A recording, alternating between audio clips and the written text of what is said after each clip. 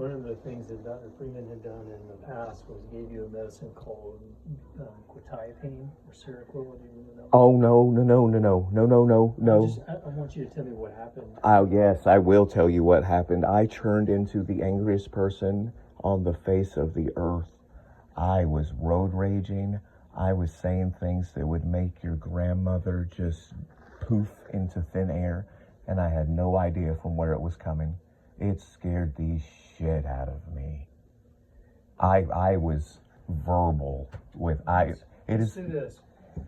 Like you've had some problems with other medicines too. You were on Depakote at one point. Didn't like it. And lamotrigine. It was the only medicine that ever felt like a miracle to me. I'll mention one, but it's an antidepressant and it does not apply anymore. But the only other one that, like, when I look back over the history, you won't find it in there, because this was when I very, very, very, very first started, or rather stopped drinking.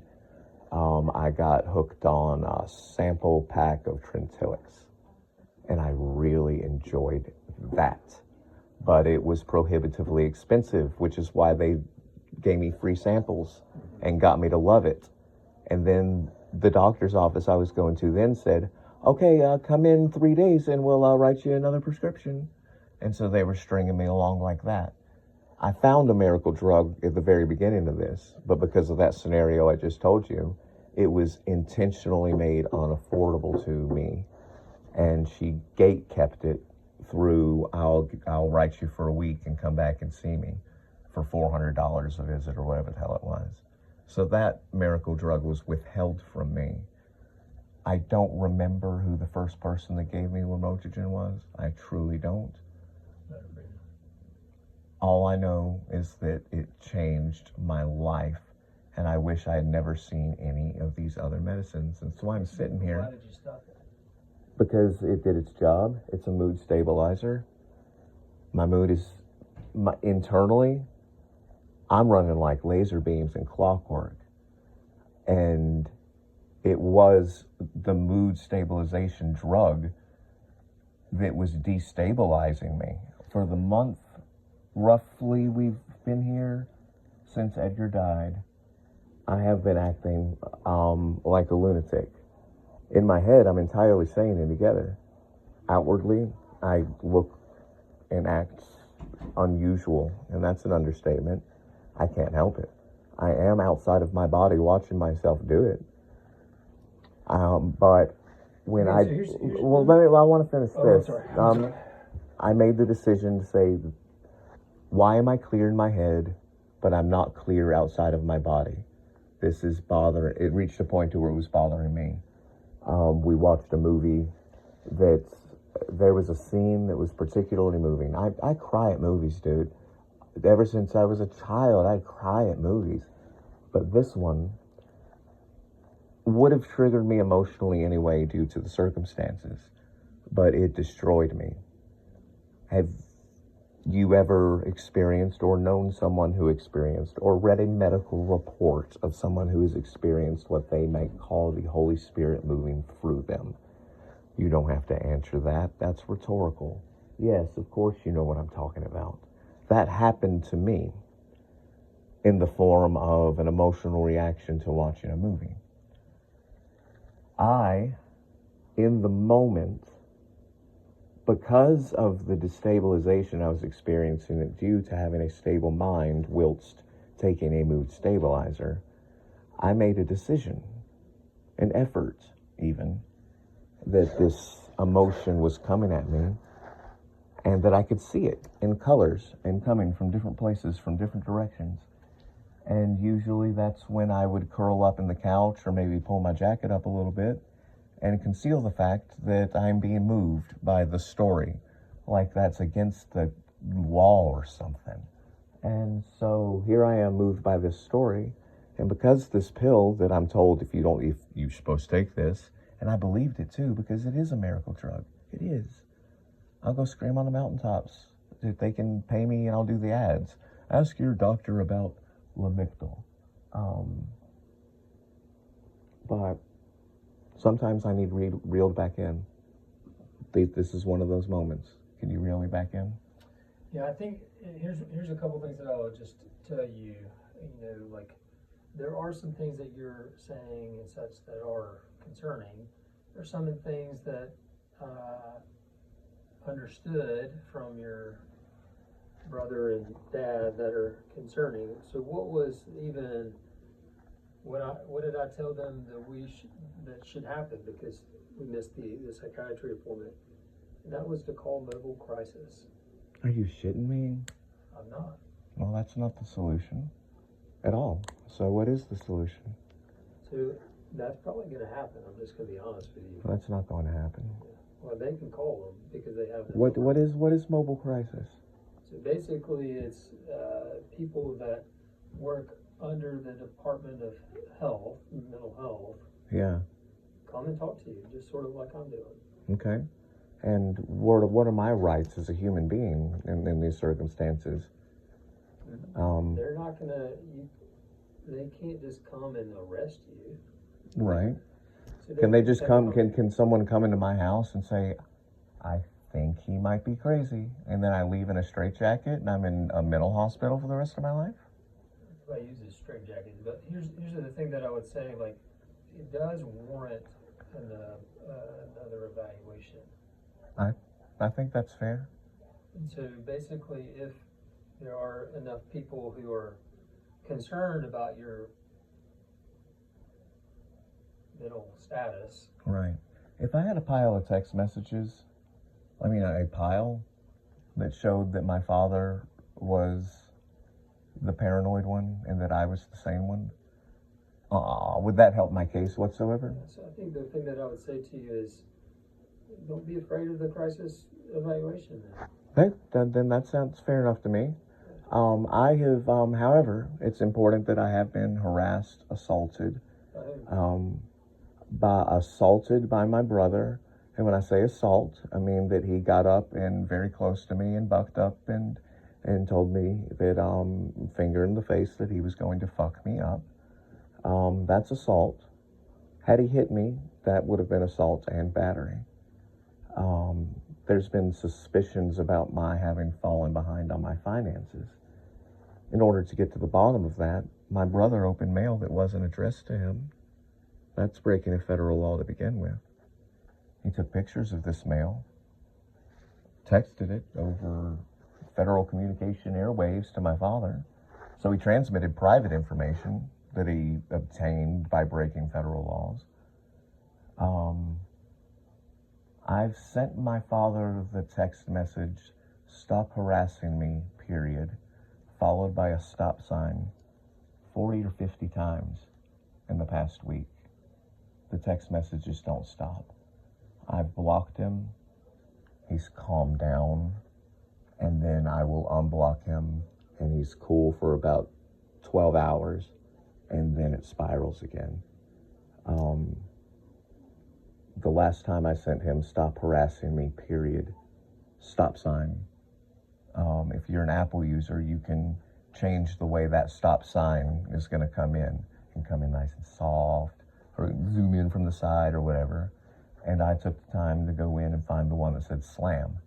And I sent the stop sign, and it slammed, and it made all the text on the fucking screen move. And he still didn't shut up. So I think that's the next step for you, is to have the letter that I had ready for Marie Asper for whoever I'm getting ready to encounter later today. Sure. Okay. No, I'm not a psychiatrist. I know that. This isn't your responsibility, dude. Yeah. This is your burden. You are a volunteer operation here. You don't deserve this. I would like to do this. Two things. I need to do three things, and I need your permission for all of them.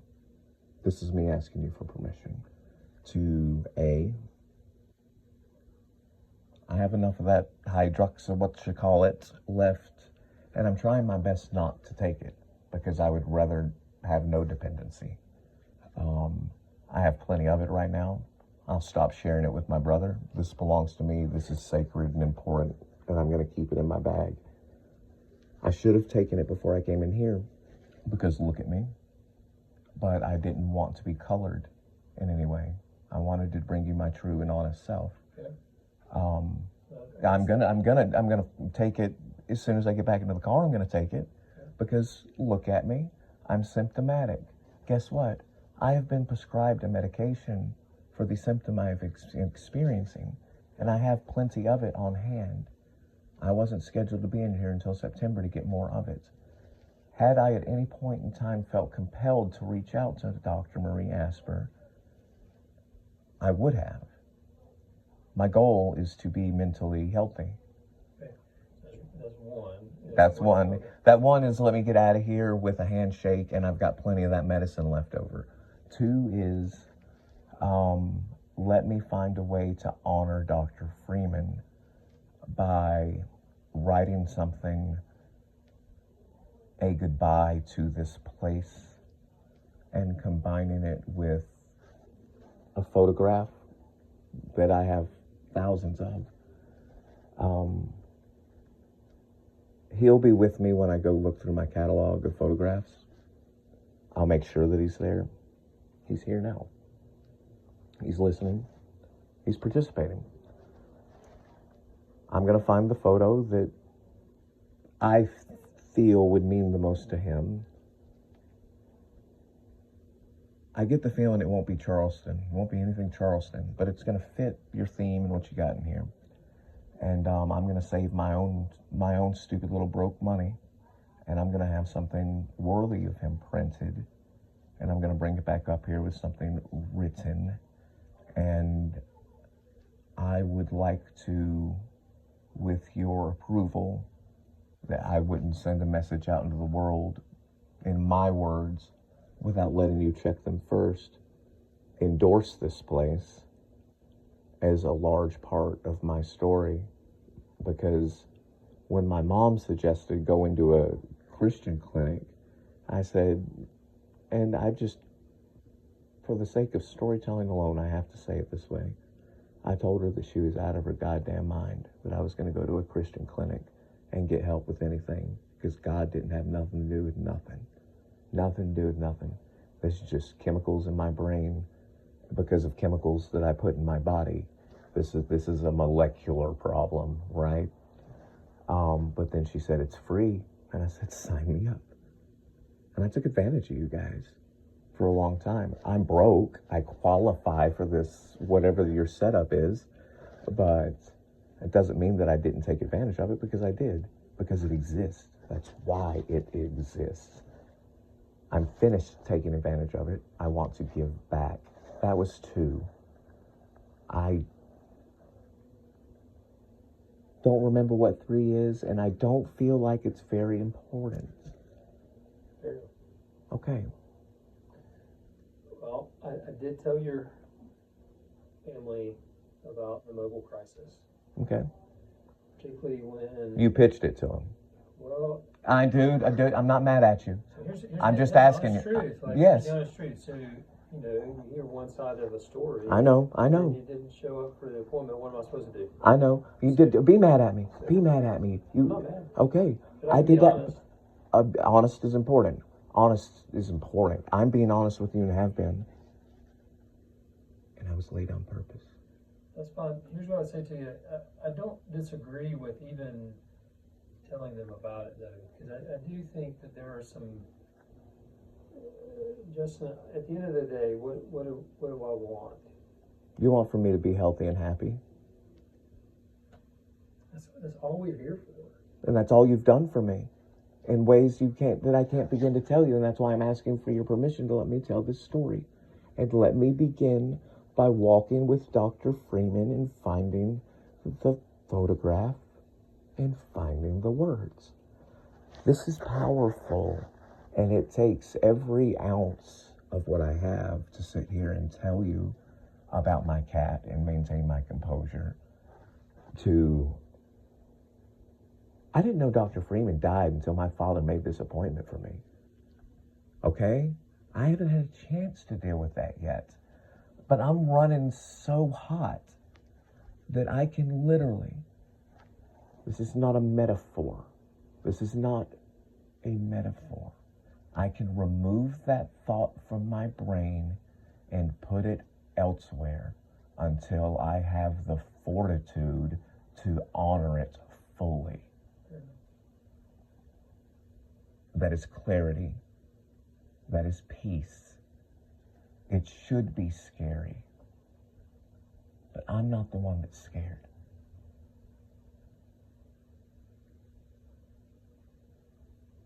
Can I go? Yeah. Thank you. I'm not gonna commit you. I hope not, because right now I'm not being committed, dude. Just for the sake of storytelling, let me do it. Let me do it. Let me stand on my feet and do it, though. Can I stand on my feet too? Yeah. Okay. Yeah. I feel like I'm being goddamn crucified right now. Crucified.